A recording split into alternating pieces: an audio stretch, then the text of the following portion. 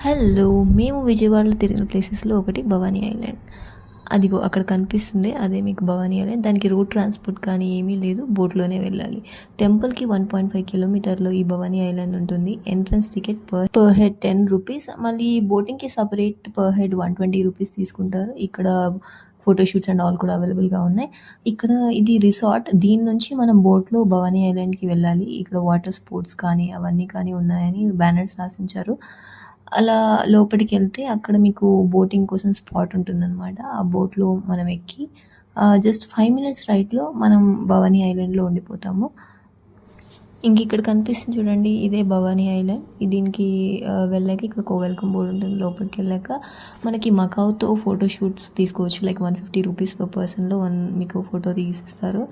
ఇంకా నాకు ఐలాండ్ అంటే ఇప్పుడు మెయింటెనెన్స్ తగ్గిపోయిందని అనిపించింది. అసలు ఏమీ లేదు లోపల. వాటర్ స్పోర్ట్స్ కూడా అన్నీ క్లోజ్ ఉన్నాయి. అంటే మేబీ మేము రాంగ్ టైంలో వెళ్ళుండొచ్చు తెలీదు. మీరు నాలా నేచర్ లవర్ అయితే ఒక్కసారి వెళ్ళి చూసి రావచ్చు. మీ ఎక్స్పీరియన్స్ ఏంటి భవానీ ఐలాండ్‌తో నాకు కామెంట్ చేయండి.